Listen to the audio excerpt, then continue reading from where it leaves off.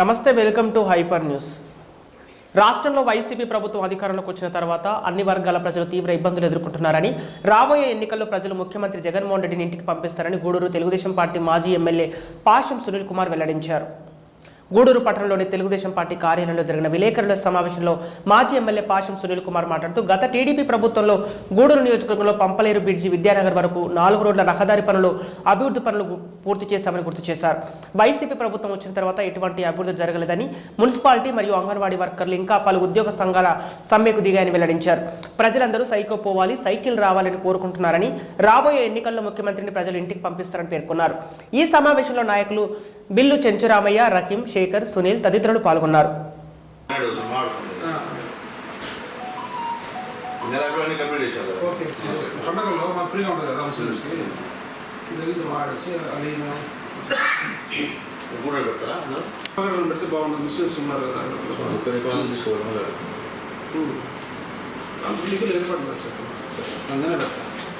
అంటే కొంచెం డిఫరెంట్ ఉంటుంది.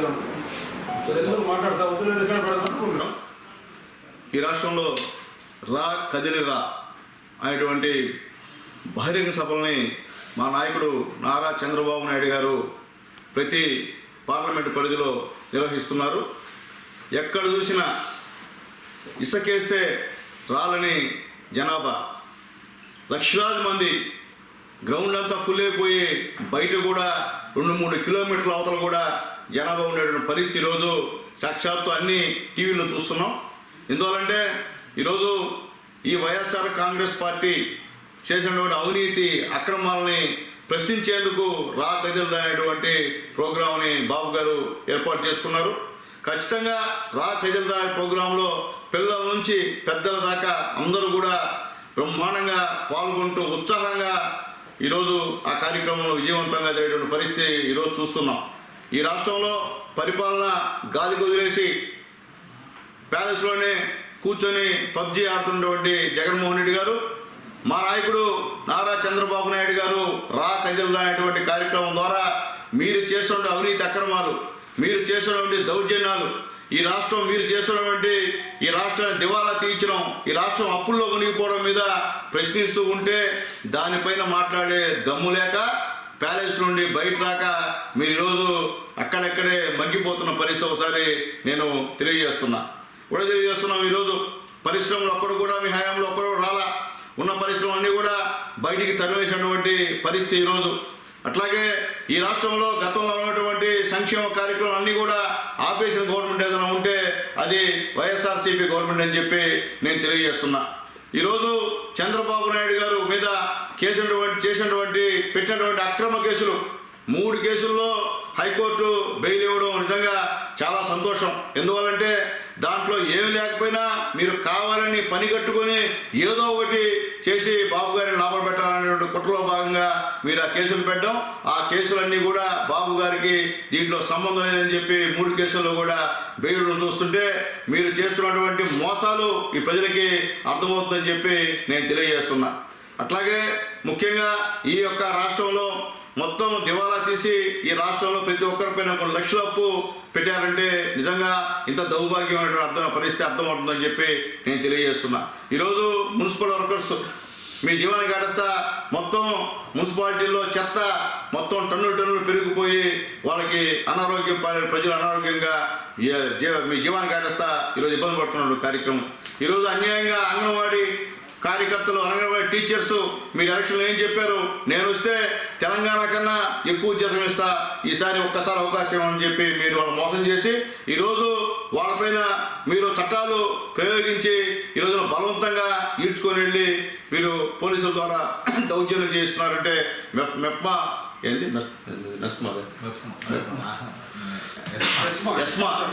ఎస్మా ప్రయోగించి ఈరోజు నానా ఇబ్బందులు పెడుతున్న విషయాన్ని ఒకసారి గుర్తు చేస్తున్నా. వెళ్ళి మీరు విధిలో హాజరవుతారా లేకపోతే ఉద్యోగాలు పోతాయి, జాగ్రత్త, మీకు వచ్చే పథకాలను కట్ చేస్తారని చెప్పి అక్కడ ఇళ్ళకాడికి వెళ్ళి వాళ్ళని ఈరోజు బెదిరిస్తున్న పరిస్థితి కూడా ఒకసారి వాళ్ళు మొన్న మా పార్టీ ఆఫీస్కి వచ్చి చెప్పడం జరిగింది. ఇది మంచి పద్ధతి కాదు.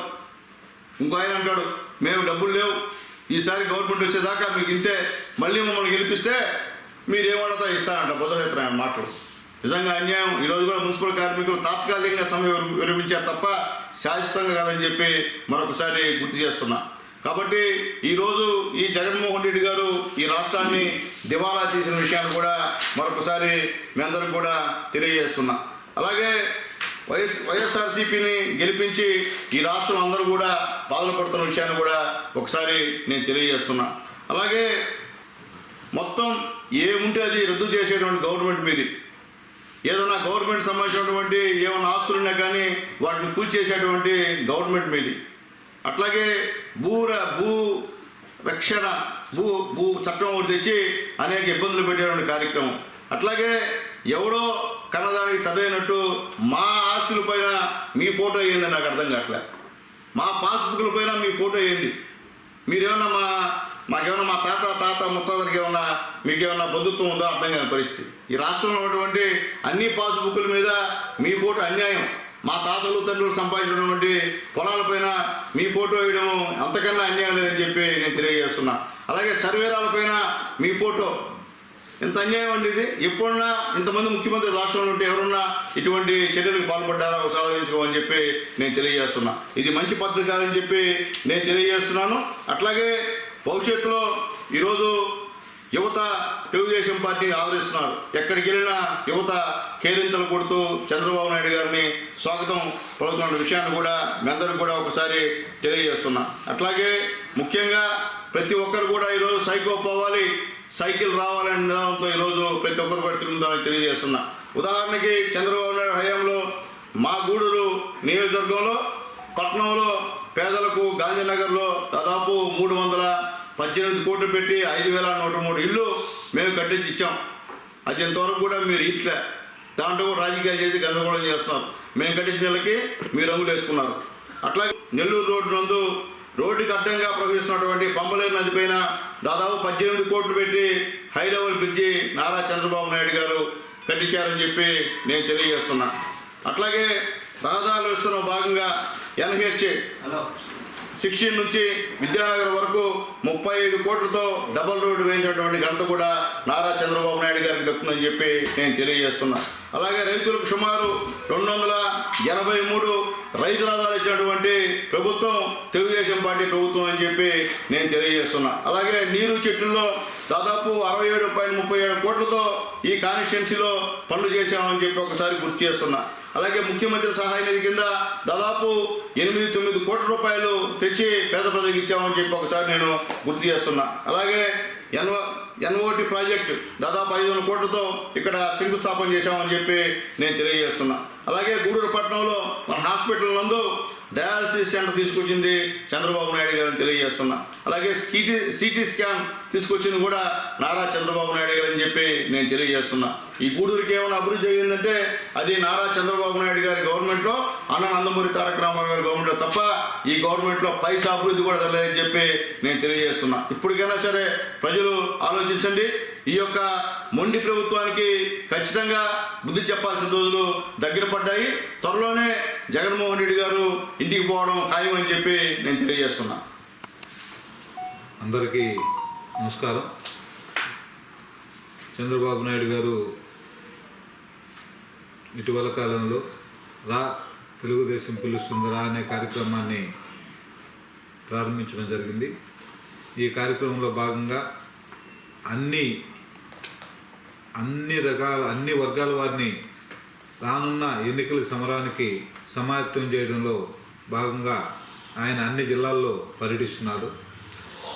కదిలిరా అనే పేరు మీద ప్రతి పార్లమెంటు నియోజకవర్గంలో ఒక ప్రోగ్రాం భారీ ఎత్తున పెట్టడం, దాంట్లో జనాలు నేల ఈనిందా అన్నట్లుగా లక్షలాది మంది జనాలు ఆ కార్యక్రమానికి వచ్చి విజయవంతం చేస్తుంటే వైసీపీ ప్రభుత్వం యొక్క పతనం మొదలైందని చెప్పి ప్రతి చిన్న బిడ్డను అడిగినా చెప్పే పరిస్థితి వస్తుంది.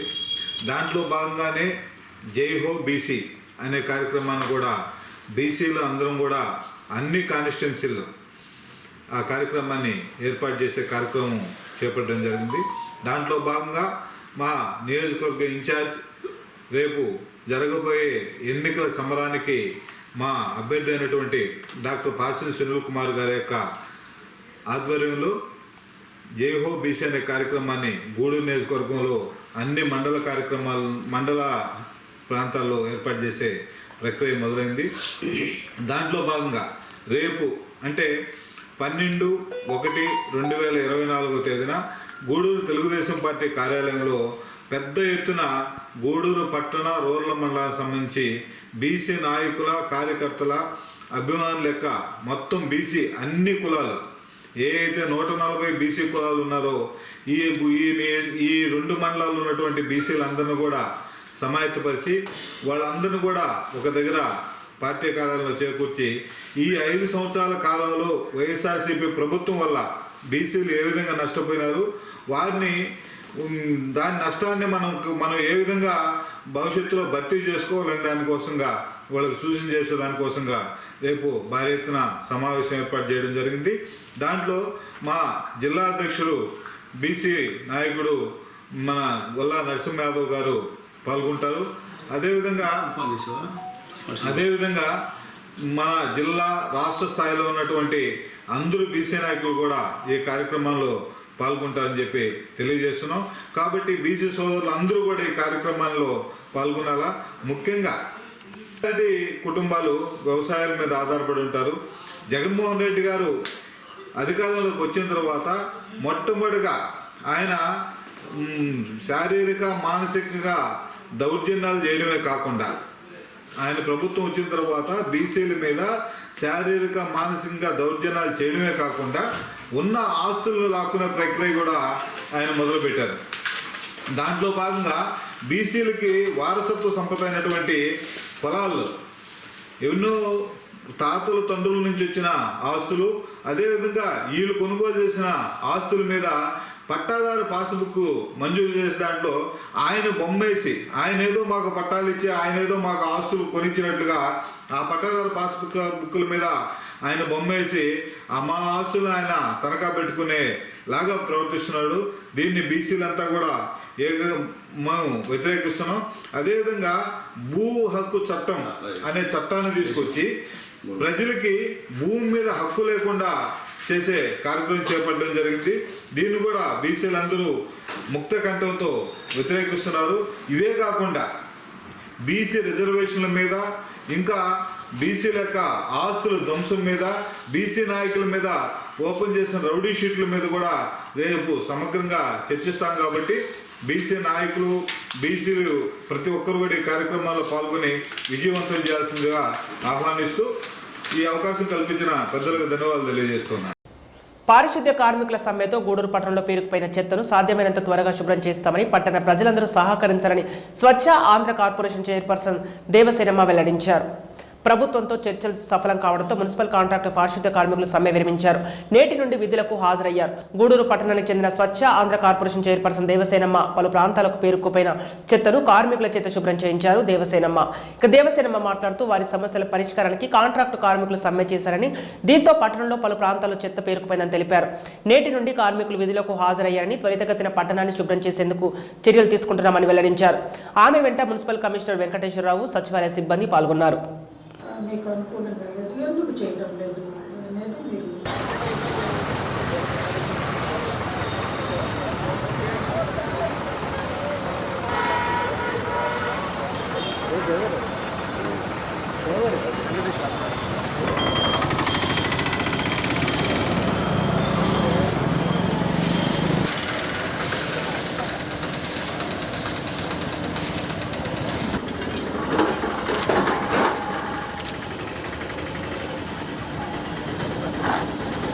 పండగలకి ఆర్డైనే చేస్తారు. మనం చెప్పి అది మాట్లాడతారు. మీరు కొద్దిగా చెప్తాను.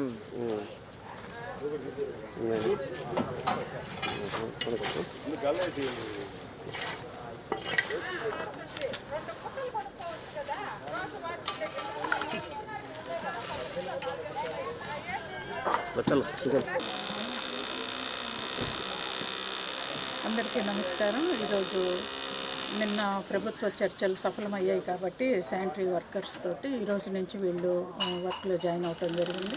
ఇక్కడ పేరుకుపోయిన వాళ్ళు స్ట్రైక్ పీరియడ్లో ఉన్నప్పటి నుంచి పేరుకుపోయిన ఈ చెత్త అంతా కూడా ఈరోజు క్లీన్ చేయించడం జరుగుతూ ఉంది. దీనికి అందరూ కూడా సహకరిస్తున్నారు.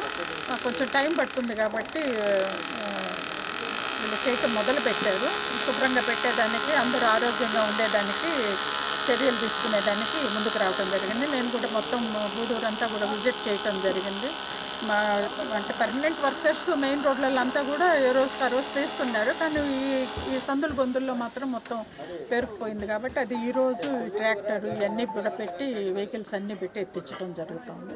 తొందరలోనే గూడూరు పరిశుభ్రంగా చేసేదానికి వీళ్ళందరూ కూడా వర్కర్స్ అందరూ కూడా పట్టుపడుతూ ఉన్నారు.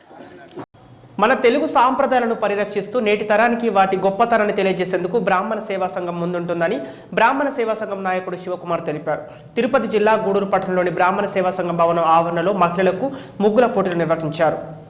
సంక్రాంతి పండుగను పురస్కరించుకొని గూడూరు పట్టణంలోని భవన సేవా సంఘం భవన ఆవరణలో బ్రాహ్మణ సేవా సంఘం ఆధ్వర్యంలో ముగ్గుల పోటీలు నిర్వహించి గెలుపొందిన మహిళలకు ప్రోత్సాహ బహుమతులు అందజేశారు. ఈ సందర్భంగా బ్రాహ్మణ సేవా సంఘం నాయకుడు శివకుమార్ మాట్లాడుతూ ఈ కార్యక్రమాన్ని నిర్వహణకు సహకరించిన అందరికీ ధన్యవాదాలు తెలిపారు. ఈ పోటీలో పాల్గొన్న మహిళల్లో విజయం సాధించని వారు నిరుత్సాహపడకుండా మరొక పోటీలో విజయం సాధించాలని ఆకాంక్షించారు.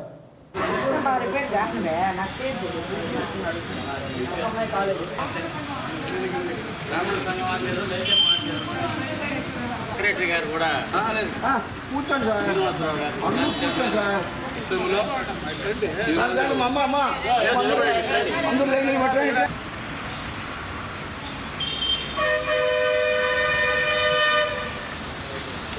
నడుపుకోండి అందరూ.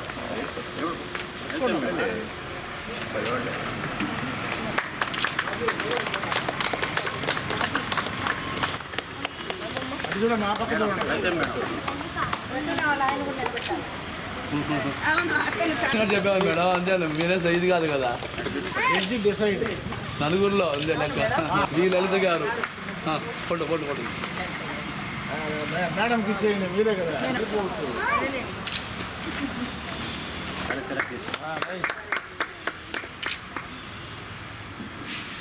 నెక్స్ట్ పేరు చదివి. ఈ లక్ష్మక్క పేరు నెక్స్ట్ చదివి. నెక్స్ట్ దగ్గర ముగ్గురు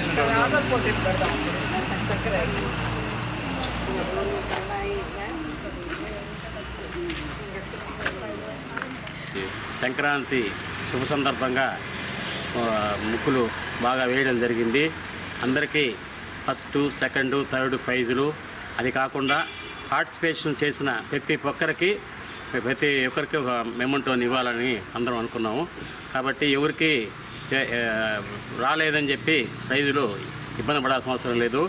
ఇది అందరికీ పార్టిసిపేషన్ ప్రైజులు కూడా ఉన్నాయి. అది కాకుండా ప్రతి సంవత్సరం మేము ఇక్కడ సంక్రాంతి సందర్భంగా ముందుగా ఒక వారం రోజుల ముందే ఇక్కడ ముగ్గుల పోటీలు పెడతాము. ఈసారి ఇప్పుడు వచ్చిన దానికంటే 3 రెట్టింపు 4 రెట్టింపుగా జనాలందరూ వచ్చి ఇక్కడ జయప్రదం చేయాలి బ్రాహ్మణ భవనంలో ముగ్గుల పోటీలు అని చెప్పి నేను కోరుకుంటున్నాను. తర్వాత మన గూడూరు సంబంధించినటువంటి మన Harika madam Gudur eye hospital, గూడూరులో మన వీరభద్రస్వామి గుడి ఎదురుగుండా హాస్పిటల్ పెట్టున్నారు మేడం గారు. ఐ సంబంధించి బాగా చూస్తారు. గూడూరు పట్టణంలో ఉన్నటువంటి ప్రజలు కూడా ఈరోజు వాళ్ళ హాస్పిటల్కి పోయి చూపించుకొని అందరూ చూపించుకోవాల్సింది. ముగ్గులు వేయడం అనేది మన సాంప్రదాయము.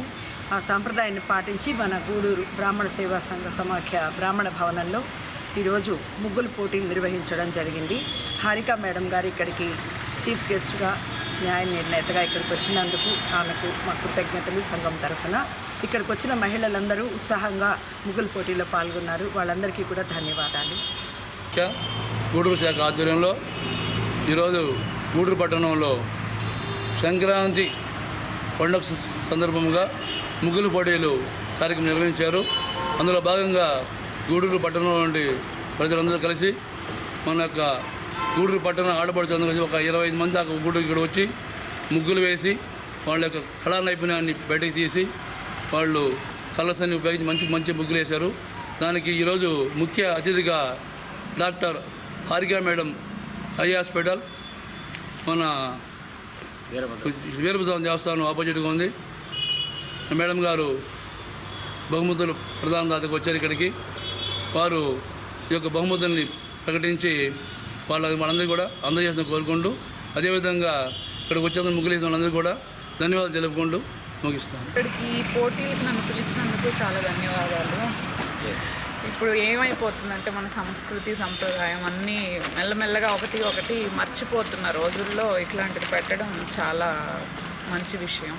బ్రాహ్మణ సంఘం ఆధ్వర్యంలో ఇది కండక్ట్ చేయడం అనేది చాలా మంచి విషయం. అందరూ పార్టిసిపేట్ చేశారు. ఫస్ట్, సెకండ్, థర్డ్ ప్రైజ్ ఏదో నాకున్న నాలెడ్జ్తో నేను డిసైడ్ చేశాను.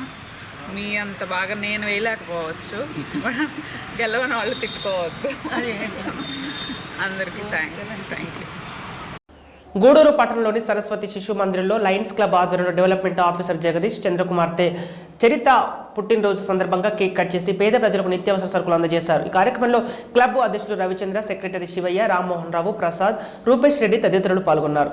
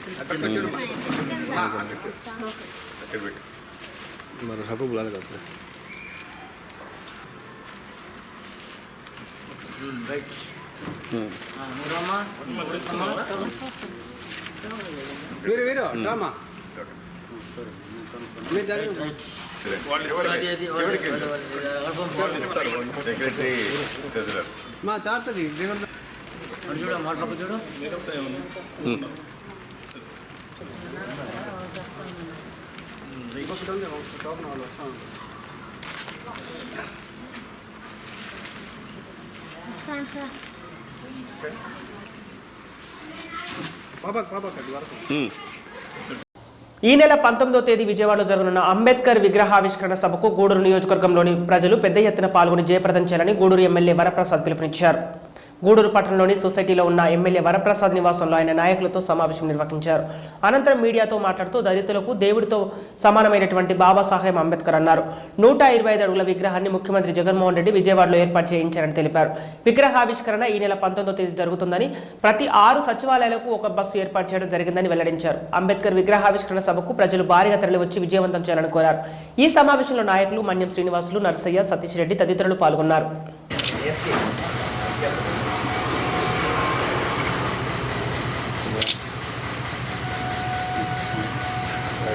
ఇప్పుడు జగన్మోహన్ రెడ్డి గారు ఏం చేస్తున్నారు? అందరూ దళితులు కానివ్వండి, బీసీలు కానివ్వండి, ఎస్టీలు కానివ్వండి గర్వపడేటట్టుగా భారతదేశ చరిత్రలో ఒక చక్కని విగ్రహాన్ని, అంబేద్కర్ విగ్రహాన్ని విజయవాడలో 125 అడుగుల్లో 400 కోట్ల పైచిలుకుతో, కింద పెడస్టలే 80 అడుగులతో, లోపల మన ఇంటర్నేషనల్తో లైబ్రరీ, దాంతోపాటు చక్కని అలంకారంగా అక్కడ కాన్ఫరెన్స్ హాల్, దాదాపు 2000 మంది అక్కడ కూర్చునేటట్టుగా కాన్ఫరెన్స్ హాల్ కూడా ఏర్పాటు చేయడం. తర్వాత ఇంకో చోట లైబ్రరీ పెడుతున్నారు. లైబ్రరీ ఏంటంటే ఆయన రచించిన పుస్తకాలు మరొక్కసారి ఉన్న నిజం తెలియజేస్తున్నాం. అంటే వాస్తవాలని, నిజం అంటే వాస్తవాలని. నాకు తెలిసి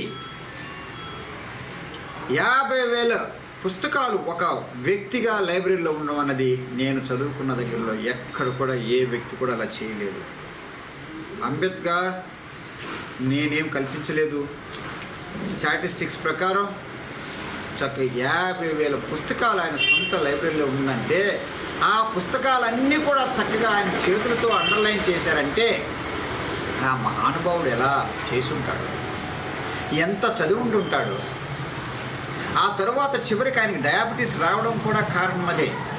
ఉన్న వ్యవధంతో కూడా చదువుకుంటూ అది ఏ విధంగా మళ్ళా పేద ప్రజలకు ఉపయోగించి వాళ్ళ జీవితాలను మెరుగుపరచాలా, ప్రభుత్వంతో ఏ విధంగా పోరాడాలని చెప్పి దానిలోనే జీవితం అంతా అయిపోవడం వలన మందులు వేసుకోవడానికి కూడా సమయం లేకుండా పోయింది. ఒరిజినల్గా డయాబెటీస్ లేదు వారికి.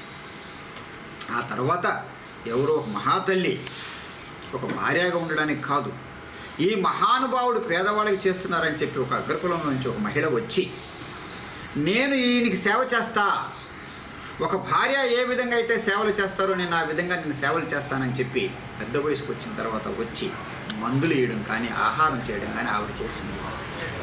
అంత నిర్లక్ష్యం ఉండడం వల్ల చివరికి డయాబెటీస్ పెద్దదైపోయి అనుకోని విధంగా కొద్ది కాలంలోనే అంటే ఇంకా బ్రతికుండవలసిన వారిని దాదాపు ఒక 60 సంవత్సరాల లోపల చనిపోయాడు. గూడూరులోని సాయి సత్సంగ నిలయం విజయదుర్గ ఉపపీఠం నందు మార్గశిర మాస అమావాస్య తిథిని పురస్కరించుకుని శ్రీ విజయదుర్గ అమ్మవారి మహానావరణ హోమం శత అష్టోత్తర పర్యాయ శక్తిమాల హోమం నిర్వాహకులు కోట సునీల్ కుమార్ ఆధ్వర్యంలో నిర్వహించారు. భక్తులు పూజా కార్యక్రమంలో పాల్గొని తీర్థ ప్రసాదాలు స్వీకరించారు.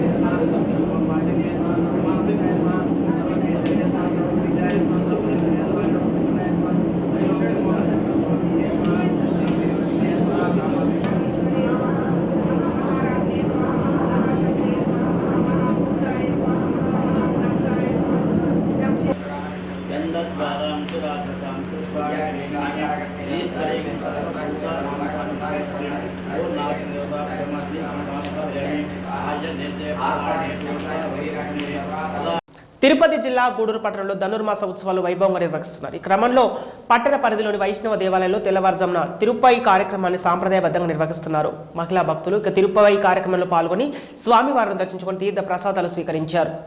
గూడూరు పట్టణంలోని కరుణాల వీధిలో ఉన్న శ్రీదేవి భూదేవి సమేత శ్రీ చెన్నకేశవ స్వామి దేవస్థానంలో మరియు కోనేటి మెట్ట ప్రాంతంలో శ్రీ కోదండ రామాంజనేయ స్వామి దేవస్థానంలో తిరుప్పావై కార్యక్రమం నిర్వహించారు. మహిళా భక్తులు పెద్ద సంఖ్యలో పాల్గొని తిరుప్పావై కార్యక్రమంలో స్వామివారిని దర్శించుకొని తీర్థ ప్రసాదాలు స్వీకరించారు.